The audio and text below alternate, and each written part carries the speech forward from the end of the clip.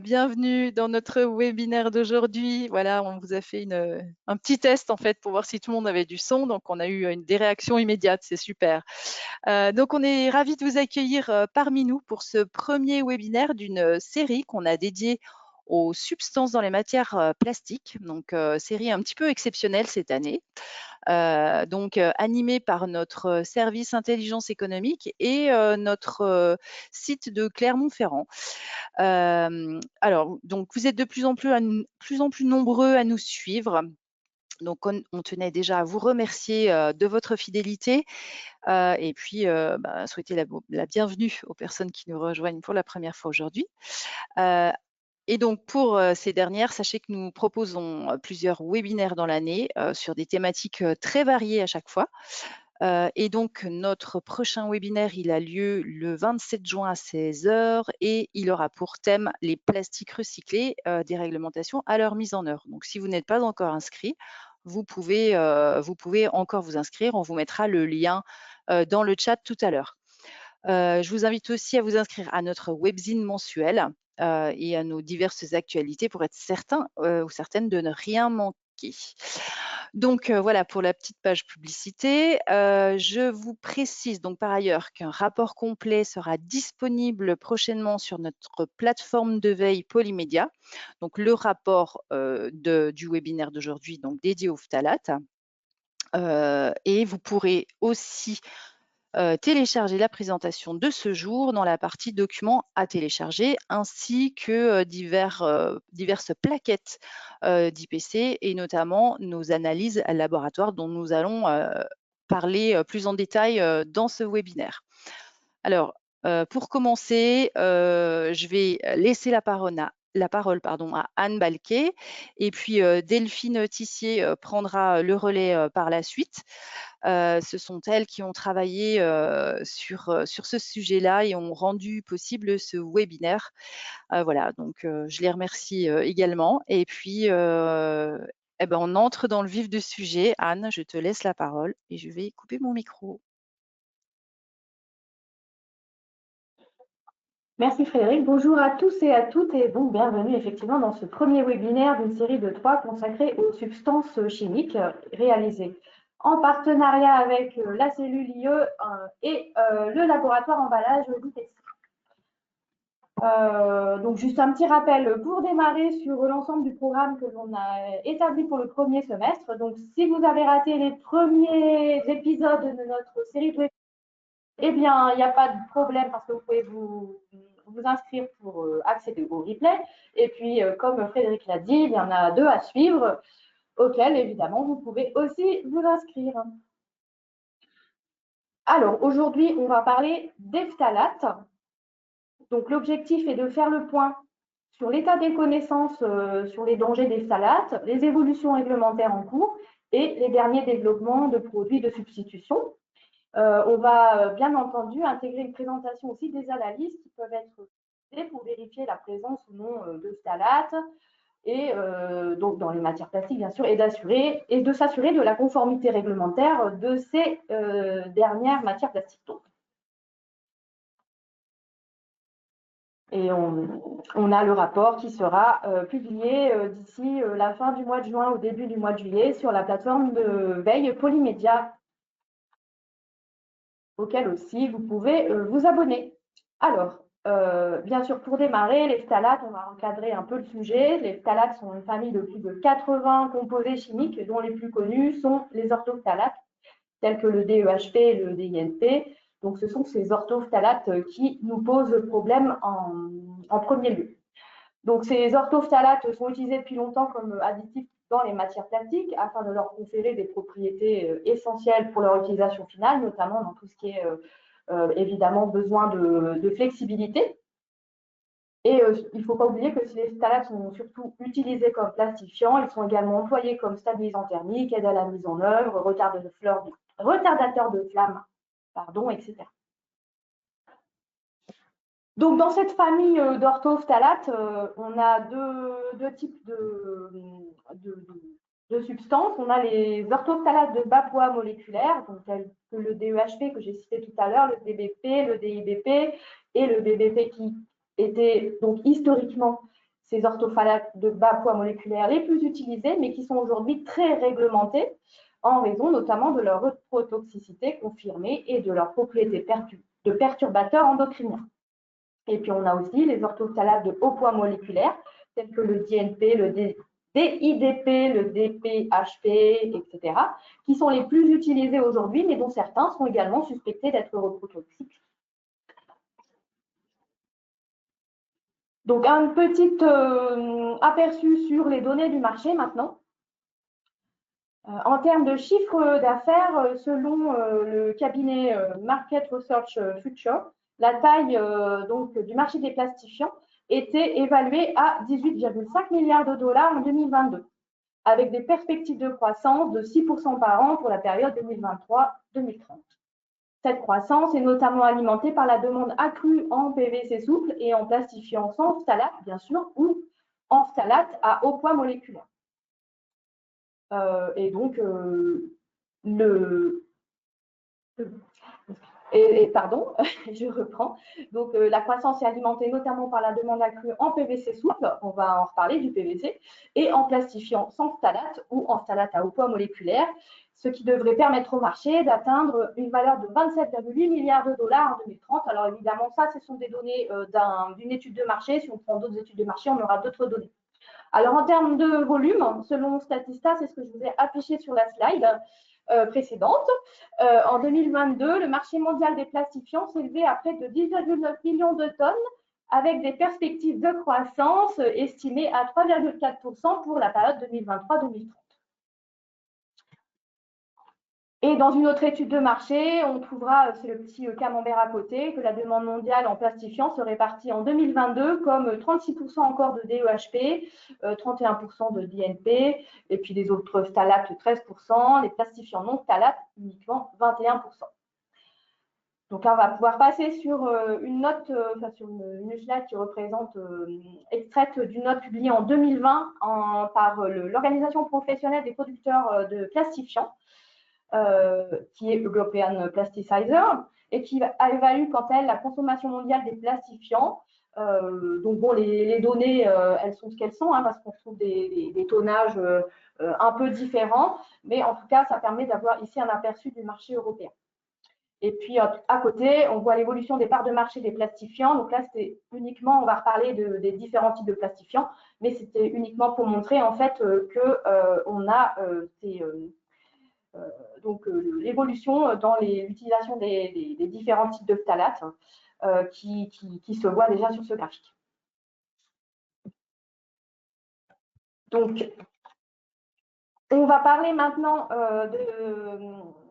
de nos problématiques d'orthophthalates et de leur toxicité. Donc, puisque ce sont les orthophthalates qui sont aujourd'hui les plus consommés, suivis par les terephtalates, donc vous voyez sur le petit graphique, et les cyclohexanoètes. Face aux problèmes environnementaux et de toxicité des orthophthalates, les autres types de plastifiants, donc c'est ce qu'on a vu, gagnent progressivement des parts de marché. Donc, les phtalates étant utilisés dans de nombreux domaines, que ce soit pour le PVC, puisqu'on l'a cité tout à l'heure, les revêtements de sol, les fils des câbles électriques, les textiles, les dispositifs médicaux, les jouets, les produits cosmétiques, les adhésifs, etc. Ils se retrouvent presque partout dans notre environnement. Et c'est le cas notamment des phtalates à chaîne courte qui sont les plus volatiles et qui peuvent donc pénétrer également dans le corps humain par ingestion, inhalation et absorption par la peau. Dans l'environnement, les phtalates sont toxiques pour les organismes aquatiques et contribuent à la pollution des sols et des eaux. Certains phtalates, tels que le DEHP, sont particulièrement préoccupants en raison de leur toxicité et de leur persistance dans l'environnement.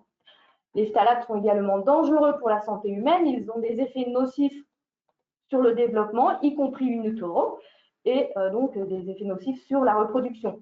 Ils ont des effets nocifs sur le foie, les reins, la thyroïde, etc. On peut en citer pas mal. Ils génèrent des troubles métaboliques avec des maladies de type diabète, de l'obésité. Ils peuvent affecter donc, le système immunitaire, générer des maladies respiratoires telles que l'asthme, induire des modifications épigénétiques et donc interférer avec le système endocrinien.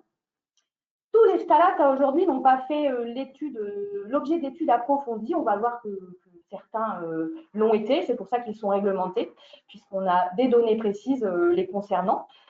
Donc, en matière de toxicité pour la santé et l'environnement. Le niveau de toxicité des phtalates varie selon le type de composé, mais il est scientifiquement prouvé, donc comme je viens de le dire, que certains sont extrêmement nocifs pour l'environnement et la santé. À ce jour, donc en l'état des connaissances, il semble que ce soit le DEHP qui possède le potentiel de toxicité le plus élevé parmi les orthophthalates. En réponse à ces risques, donc, il y a des réglementations qui sont mises en place et mises à jour régulièrement au fur et à mesure des avancées des connaissances. Donc, chaque fois qu'il y a des nouvelles connaissances qui sont validées par l'ECHA, donc l'agence européenne des produits chimiques, qui supervise les réglementations autour et qui gère les réglementations autour des produits chimiques. Donc, nous, on va parler de REACH, mais il y a aussi la réglementation CLP. Eh bien, donc, la réglementation évolue chaque jour. Ou chaque jour, j'exagère, mais en tout cas très souvent. Et il faut surveiller ce que dit la réglementation REACH, ce qu'on va voir tout à l'heure. Allez. Il y a peut-être quelque chose que j'ai oublié de dire, je ne sais plus où il est sur mes slides. C'était sur, mais on peut en reparler après, peu importe. Donc, on va revenir sur la procédure REACH. Du coup, c'était simplement pour rappel, pour en fait bien comprendre le cheminement en fait de la règle, enfin des procédures réglementaires dans le cadre de REACH. Puisque REACH porte sur l'enregistrement, l'évaluation, l'autorisation et la restriction des substances. Donc, lorsqu'une substance est évaluée par l'ECHA et ou les États membres de l'Union européenne, ces derniers déterminent si les substances présentent un risque majeur pour la santé humaine et l'environnement. Si on décide que oui, au vu des évaluations, eh bien, un État membre ou l'ECHA, à la demande de la Commission européenne, va proposer d'identifier une substance comme étant extrêmement préoccupante. Donc, ça correspond à la liste SVHC dont on va parler tout à l'heure et on va aller regarder où est-ce qu'on peut la trouver sur le site de l'ECHA.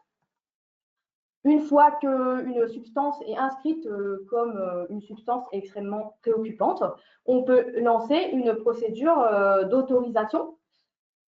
Et on va voir aussi qu'il existe une liste d'autorisation qui est indispensable de consulter pour surveiller la réglementation sur les substances chimiques, notamment les phtalates. Et puis, on a aussi, quand une substance est réglementée, elle peut aussi faire l'objet d'une procédure de restriction à l'initiative, encore une fois, d'un État membre ou de l'ECHA, sur demande de la Commission européenne, dès lors qu'on estime que la substance représente cette fois un risque inacceptable pour la santé humaine ou l'environnement. L'ECHA peut également donc proposer une restriction pour les articles contenant des substances figurant à la liste d'autorisation. Donc, il va y avoir des interdictions et des interdictions dans des domaines et des autorisations dans d'autres.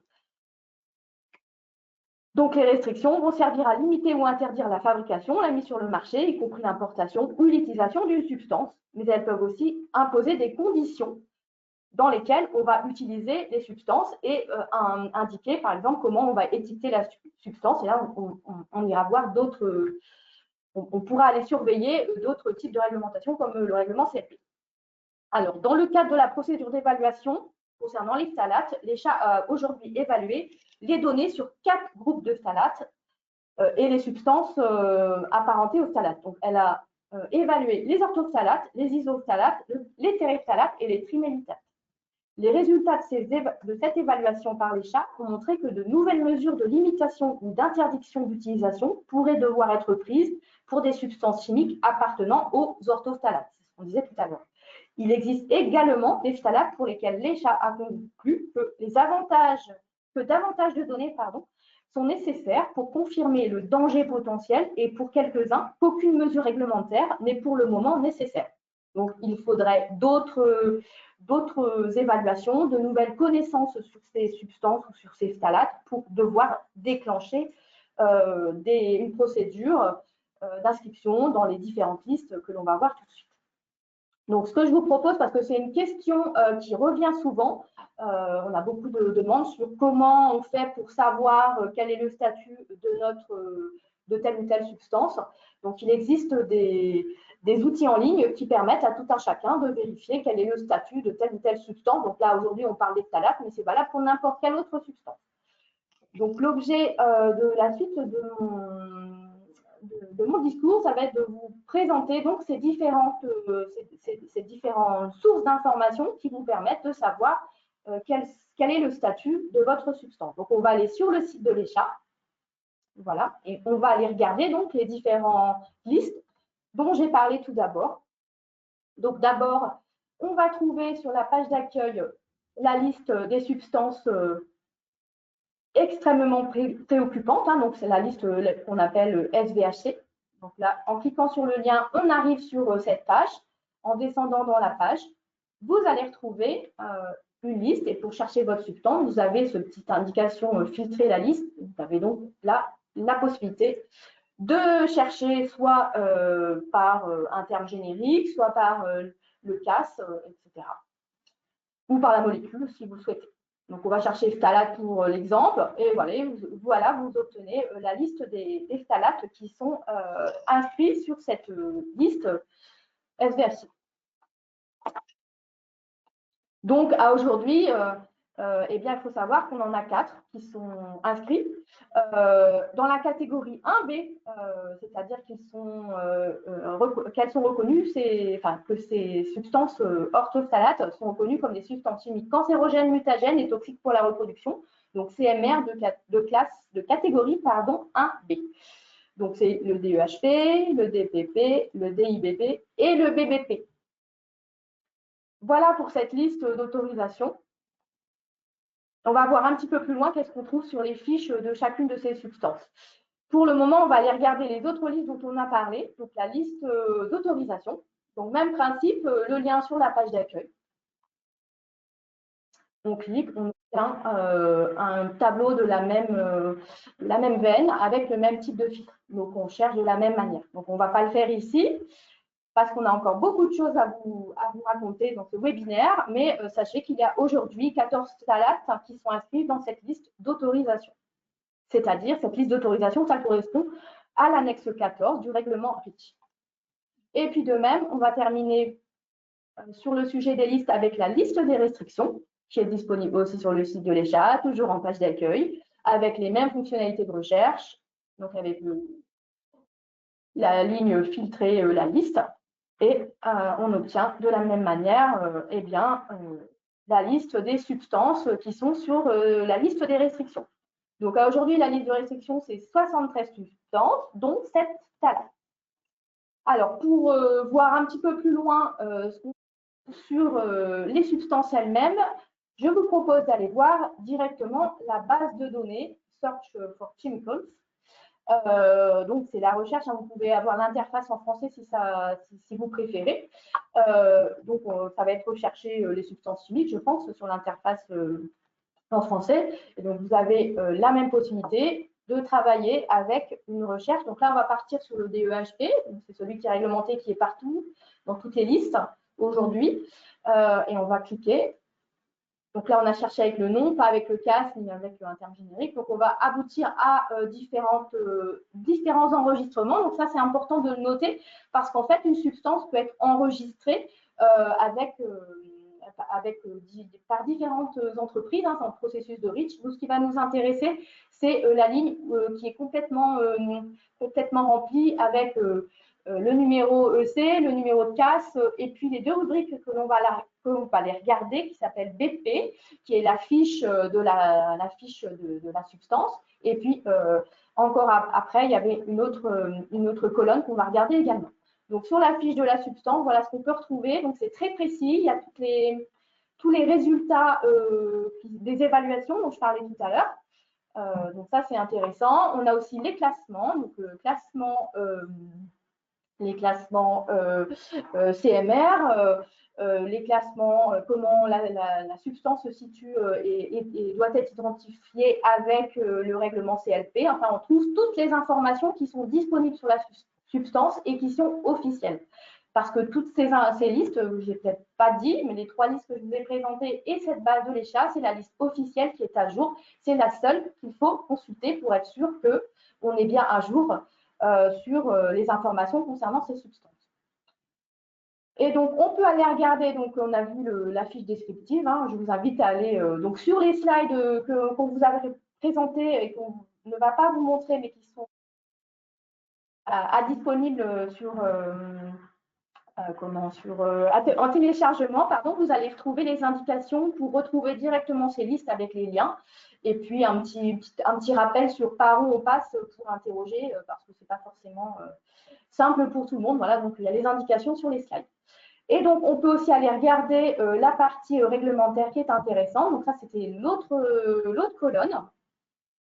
Donc, sur la législation, vous voyez, vous allez retrouver aussi toutes les réglementations génériques et puis aussi celles spécifiques. Par exemple, on voit défiler tout ce qui est automobile en fin de vie, les matériaux recyclés, les matériaux en contact alimentaire, etc.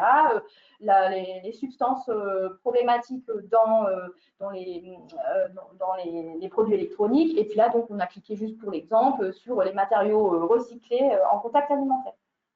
Voilà, donc vous trouvez toutes les données et ce sont les 4 liens qu'on vient de vous présenter, ce sont les liens qui font foi, enfin les liens sur les informations qui font foi.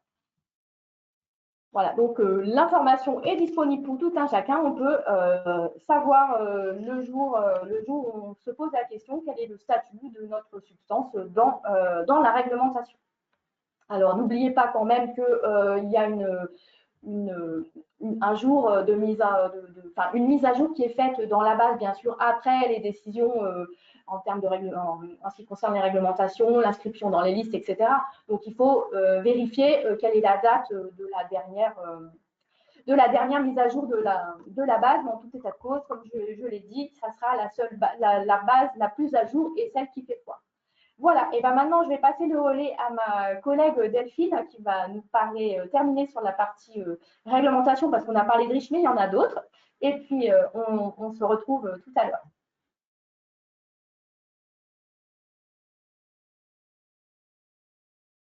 Bonjour à toutes et à tous, j'espère que mon micro marche bien et que vous n'avez pas de soucis dans le son qui sort de mon casque.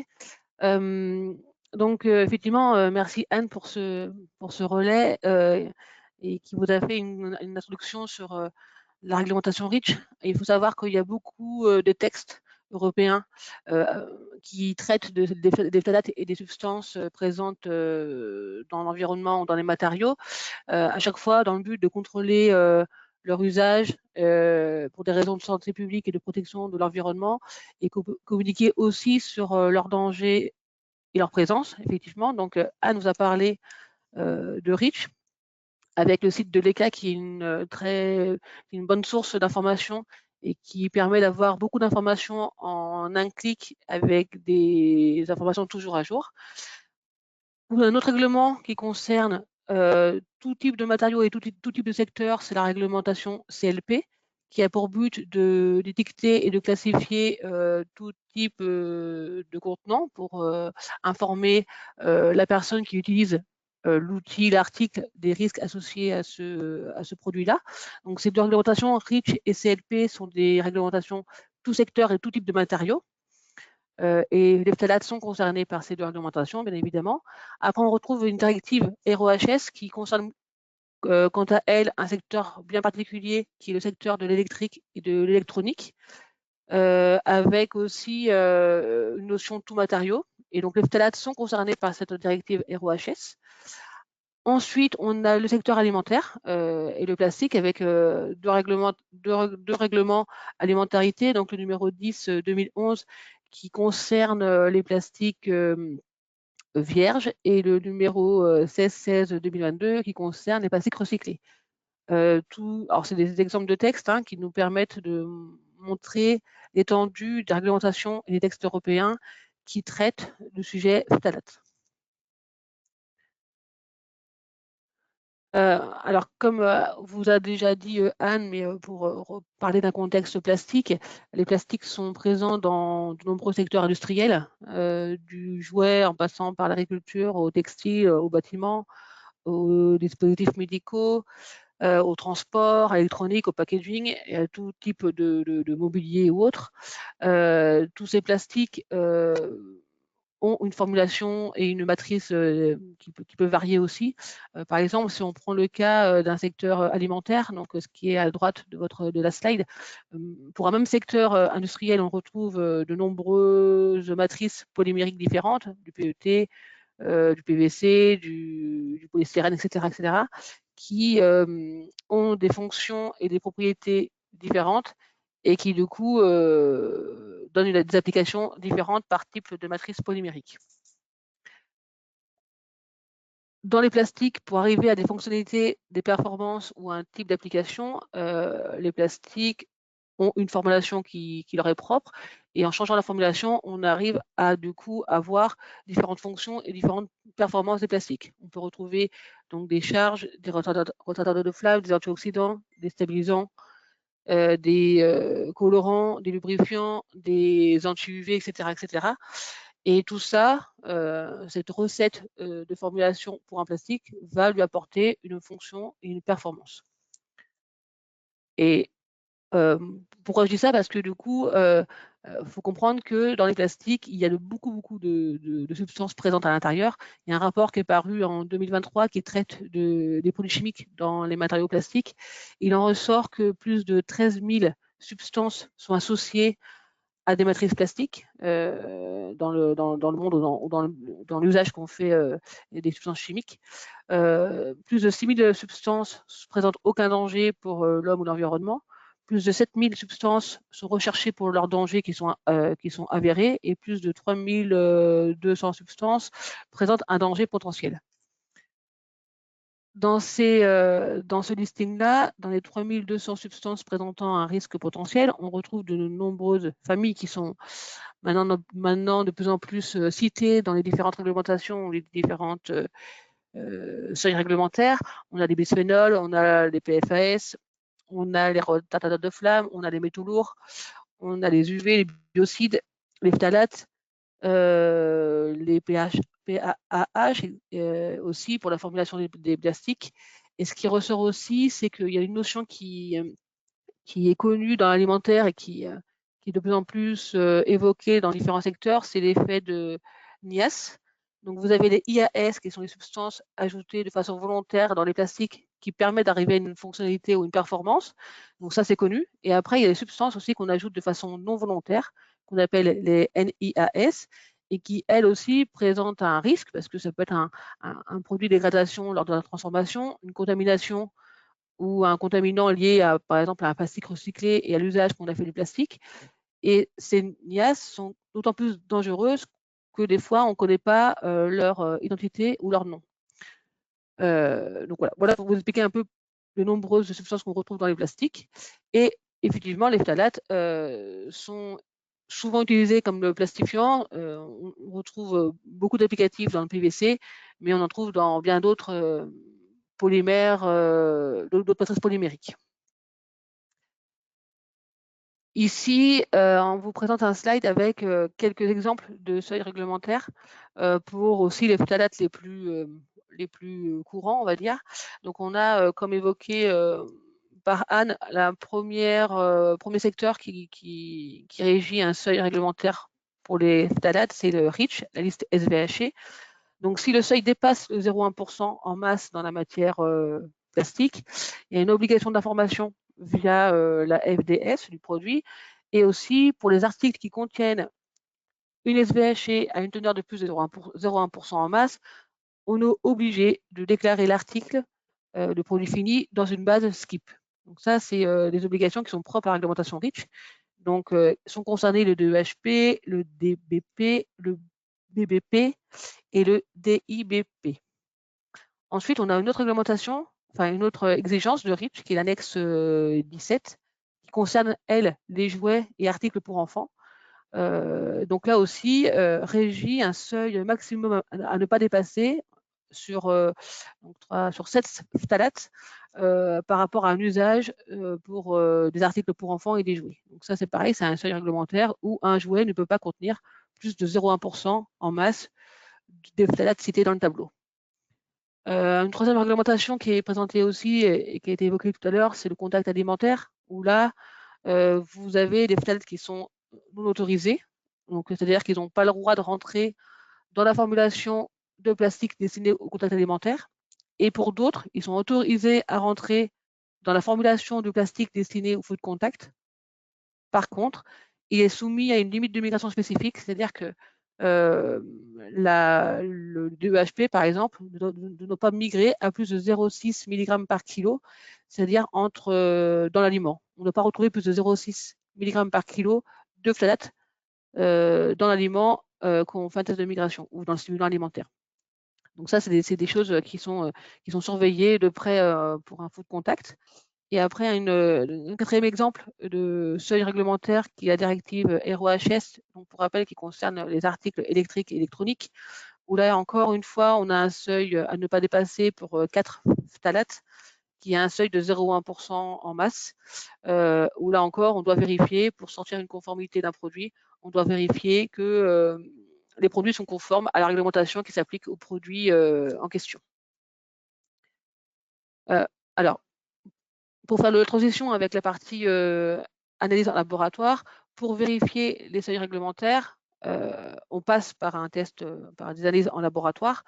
Alors là, il y a quelques slides. Alors, on ne peut pas tout montrer en 10 ou 15 minutes sur l'analyse des substances, mais on peut les grandes étapes clés de l'analyse chimique qui aboutit après à vérifier le seuil de conformité pour l'exemple des phtalates dans les plastiques. Donc déjà, la préparation est une étape importante et à ne pas sous-estimer. Il faut bien penser à l'échantillonnage. Par exemple, dans le cas d'un recyclé, l'échantillonnage est très important vu l'hétérogénéité de la matière en termes de composition chimique. Donc, faire attention à ce qu'on prend comme prise d'essai. Est-ce que la matière est homogène? Est-ce qu'on a besoin de filtrer, de tamiser ou de broyer si on veut exclure des contaminants potentiels? Bien penser à faire un plan de prélèvement. Éviter de contaminer l'échantillon à analyser pour la conformité par rapport à une ambiance laboratoire, à la manipulation qu'on en ferait, aux équipements qu'on utilise dès lors qu'on recherche une molécule ciblée. Et aussi pour la méthode de préparation, comment on prépare l'échantillon et comment on extrait le phtalate.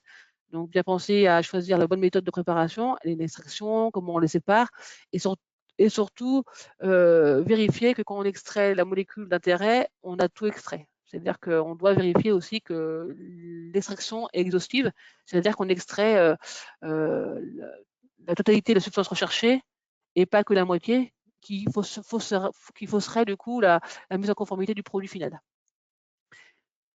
Et tout ça aboutit à un échantillon pour analyse. Ce qui est important au-delà de la technique analytique de dosage, c'est la préparation. Et la préparation, si elle n'est pas faite en bonne et due forme par rapport aux requis ou nos attentes, on peut rendre un résultat conforme alors qu'il est non conforme, par exemple, et ça représente 50% du résultat. Donc vraiment, ne pas sous-estimer cette étape qui est primordiale dans un résultat fourni définitif.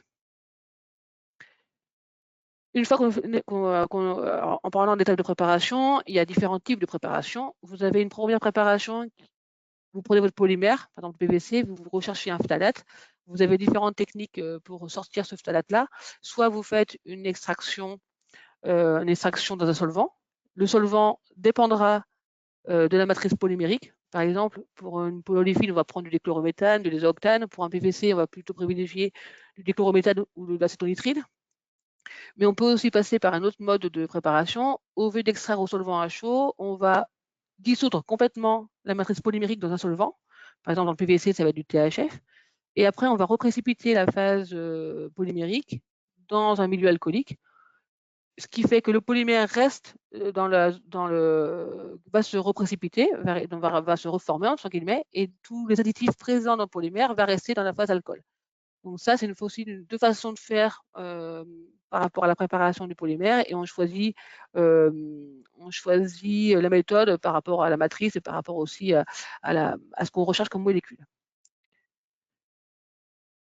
Ce type de préparation, c'est aussi bien pour faire une analyse quantitative ou qualitative des phtalates. Donc ça, on peut utiliser les deux types de préparation pour du quantitatif ou du qualitatif.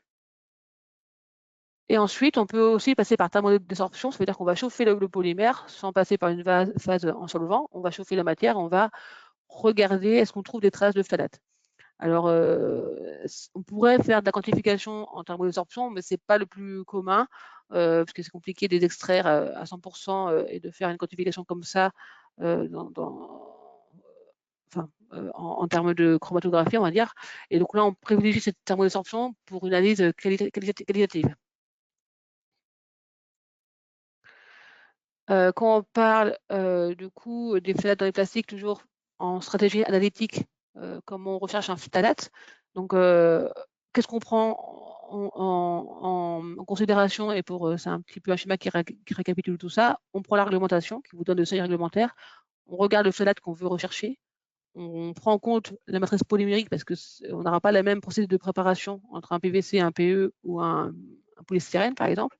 On choisit du coup la méthode d'extraction et de dosage. Les phthalates sont souvent dosés par chromatographie gazeuse et liquide.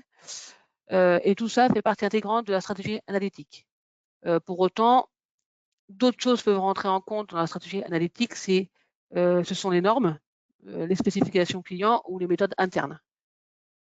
Avec tout ça, on peut sortir soit un résultat quantitatif ou soit un résultat qualitatif. Pardon. Par exemple, pour le qualitatif, qu'on recherche un phtalate en chromatographie phase gazeuse, et si on prend un spectromètre de masse en termes de couplage, on sait qu'il y a une masse caractéristique des phtalates, qui est la masse 149. Donc, en faisant une recherche spécifique avec cette masse, un fragment de masse 149, on sait qu'on peut accentuer la recherche sélectivement sur un phtalate.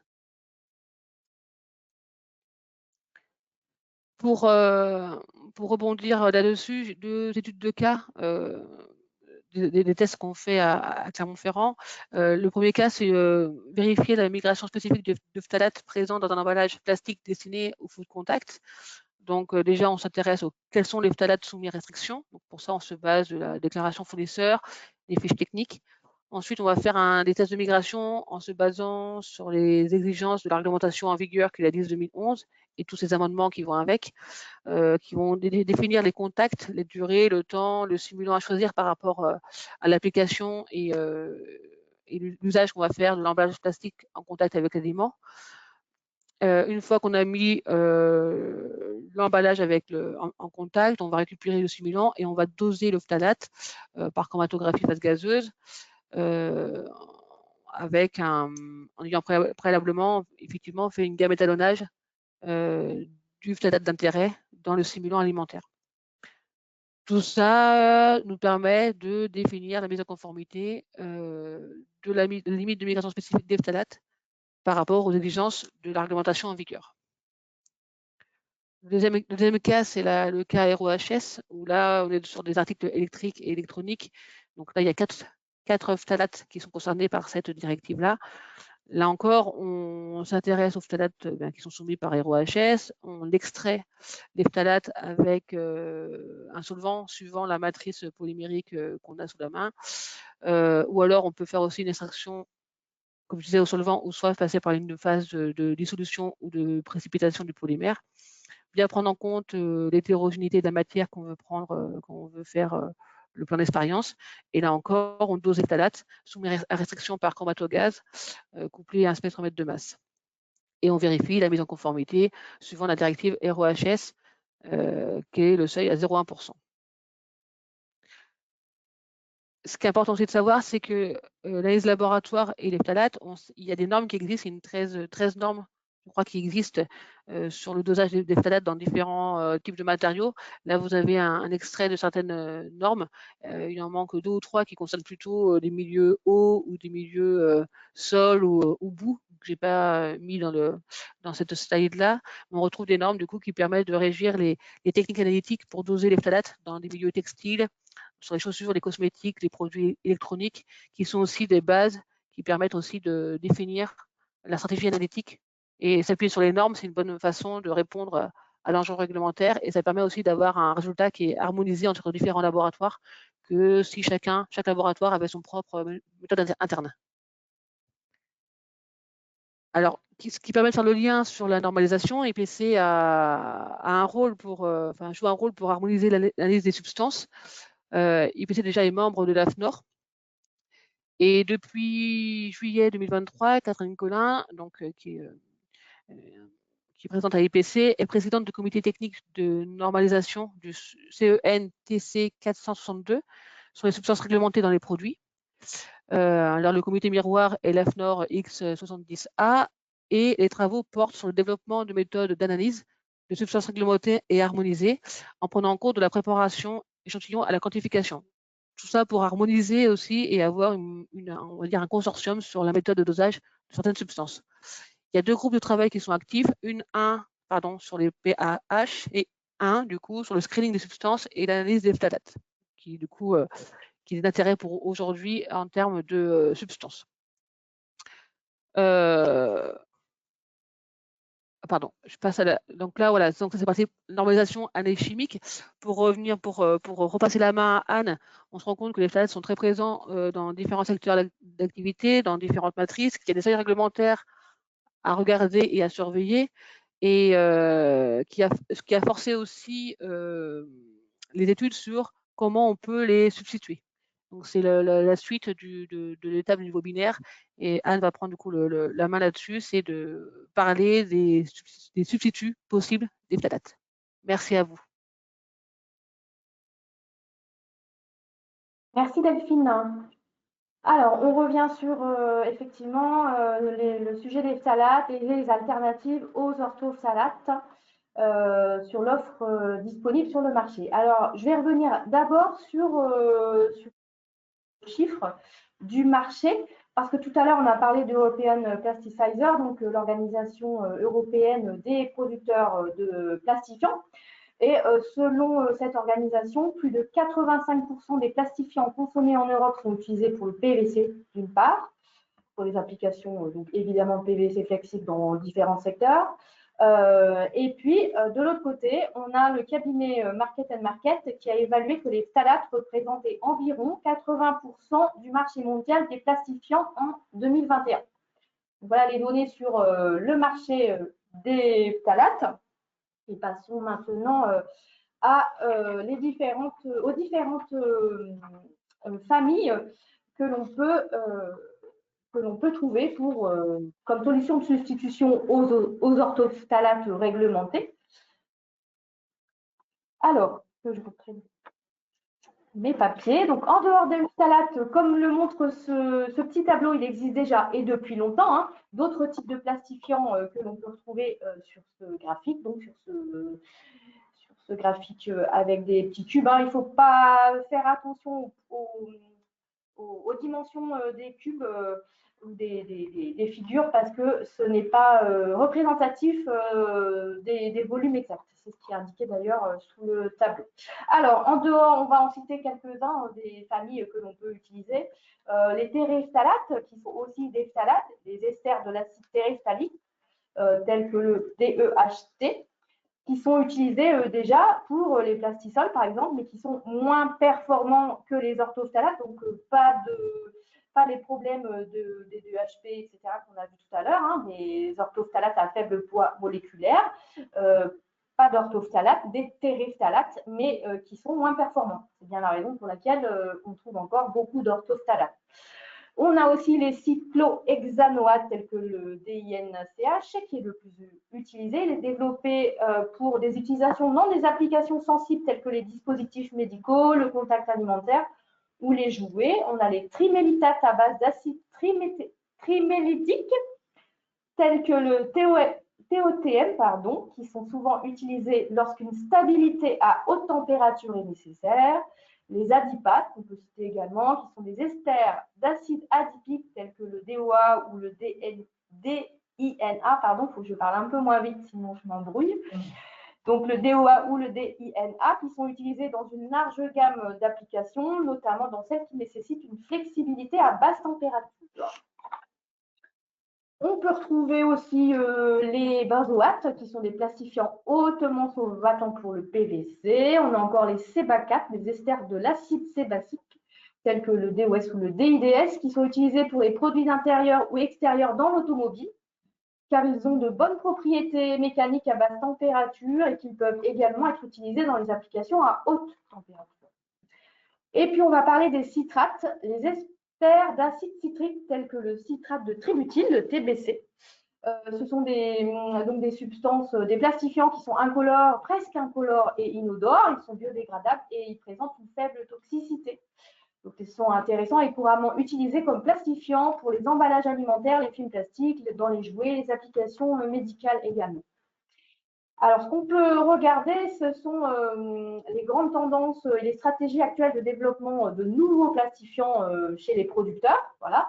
Donc, évidemment, on a parlé beaucoup de réglementation, mais évidemment, c'est ce qui gouverne un petit peu les stratégies de développement de tous les producteurs de plastifiants. On va le revoir également par la suite que ce n'est pas fini. La réglementation évolue, on l'a dit tout le temps. Donc, il faut évidemment surveiller la réglementation et c'est un des premiers facteurs de développement de nouveaux plastifiants. Et puis, les deux autres que l'on peut citer, c'est tout ce qui est produits biosourcés et produits à faible impact carbone. Donc, on va parler des produits biosourcés et rentrer un peu dans le détail. Et en fait, c'est comme pour les polymères, en fait, on a des plastifiants qui vont être biosourcés, mais qui vont être donc biosourcés parce qu'on va utiliser des substances ou des précurseurs qui sont, eux, biosourcés, mais au final, on va fabriquer, on va produire des plastifiants qui sont similaires aux plastifiants issus de la pétrochimie. Donc, on va avoir les mêmes problématiques s'il s'agit de molécules problématiques. Et on a aussi les biosourcés qui, eux, sont 100% biosourcés. Donc, à titre d'exemple, j'en ai cité un parce que c'est un des derniers plastifiants qu'on a publié, enfin, en tout cas, l'annonce de sa commercialisation, on l'a publié sur notre plateforme de veille. Donc, c'est le P-Valen Pro 100, qui est 100% biosourcé, biodégradable, et qui est donc commercialisé par Perstorp, un groupe hollandais. Donc, voilà sur un peu les démarches des producteurs de plastifiants. Dans tous les cas, vous savez qu'il faut toutes les substances et tous les produits sont enregistrés dans les bases REACH notamment. Donc, vous pouvez aller regarder effectivement tout ça. Oui, c'est ça. On arrive à la conclusion. Donc, en conclusion, avant de repasser la parole à Delphine, sur la partie veille, une chose qui est indispensable, c'est donc la veille sur les statuts des substances, quelles que soient celles qu'on utilise, phtalate ou pas phtalate d'ailleurs. Dans le règlement REACH, vous aurez les liens et vous les avez déjà dans le support. Et c'est très important. Donc, on a parlé effectivement des listes, mais il y a aussi sur notre plateforme de veille plein d'autres choses qui vous permettent de surveiller ce marché des plastifiants notamment. Alors, à titre d'exemple, parce que pour moi, c'est important, alors on va reparler du PVC, et évidemment, les plastifiants, ça ne concerne pas, ou en tout cas les phtalates, ça ne concerne pas que le PVC. Mais je voudrais juste citer une étude, la dernière évaluation qui a été faite dans notre domaine sur le PVC. Donc cette évaluation a été faite par l'ECHA. Et en novembre, elle a publié son rapport d'évaluation sur le PVC et ses additifs. Les conclusions de ce rapport, je prends mes notes parce que je vais citer, c'est donc les principales conclusions. Elles suggèrent qu'une action réglementaire est nécessaire, notamment pour minimiser les risques liés aux plastifiants. Donc, ça veut dire qu'il va y avoir des évolutions réglementaires forcément quand les évaluations vont suivre, enfin, le traitement de ce rapport va suivre la procédure de l'ECHA, puisqu'on a vu, donc ça c'était en novembre ce rapport, et la semaine dernière, on a des ONG qui ont demandé une restriction globale du PVC lui-même pour éviter, je cite, donc le risque de substitution regrettable si seul un groupe limité d'additifs était envisagé pour une mesure réglementaire.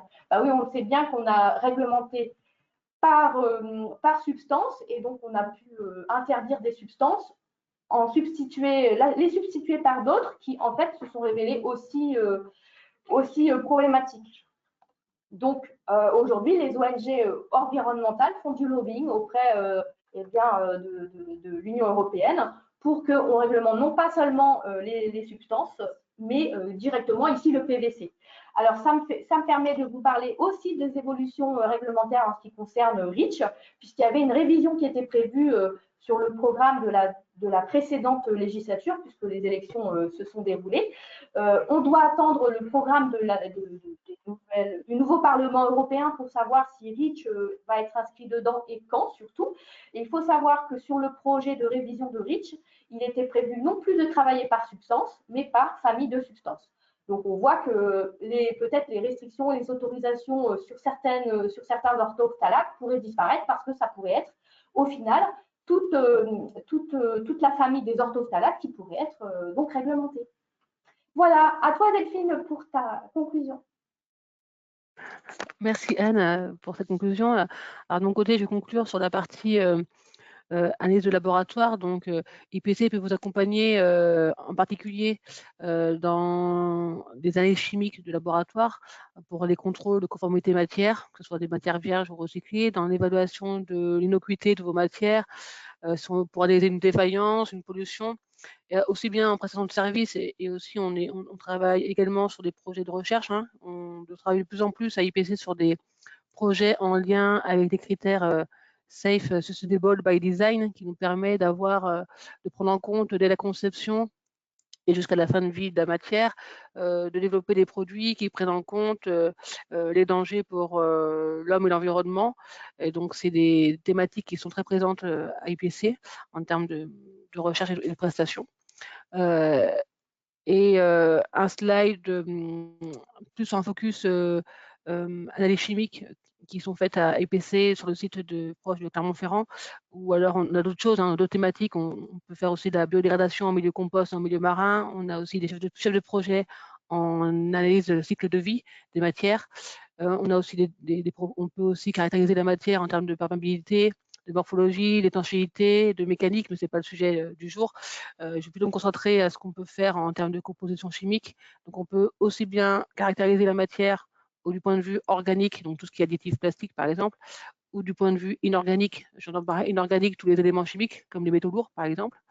Donc, sur les composés liés à la formulation, comme les monomères, les métaux lourds, les plastifiants, les antioxydants, etc.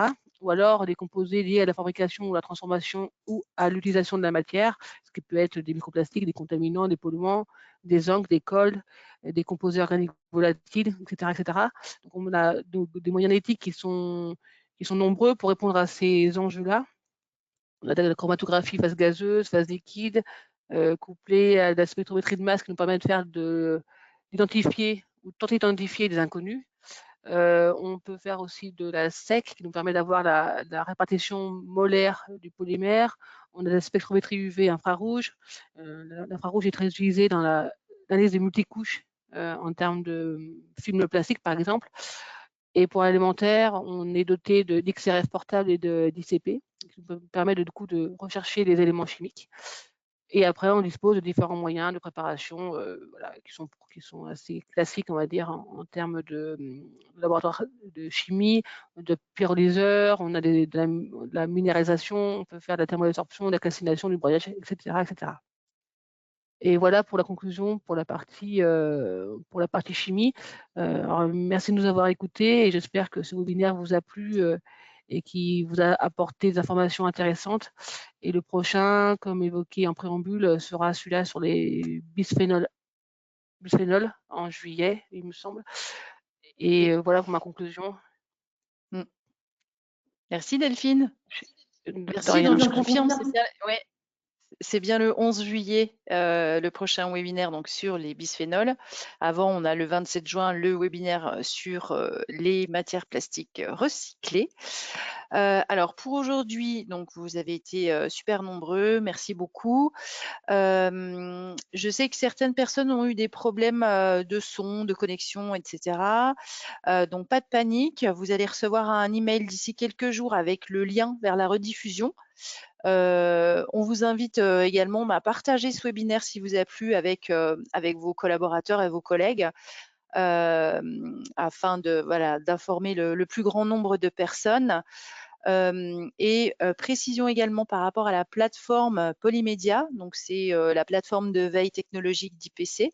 Je vous ai mis le lien dans le chat pour regarder comment y accéder. Voilà, et vous avez également accès à d'autres outils que nous avons développés ici à IPC.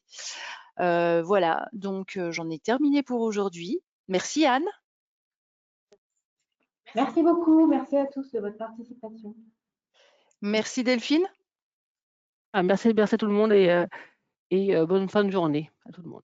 Et voilà, et si vous avez des questions, vous pouvez évidemment nous poser vos questions en vous connectant sur notre site ct-ipc.com dans le formulaire de contact, voilà, pour les questions relatives à ce webinaire. Merci à tous et à très bientôt. Au revoir. À bientôt, au revoir.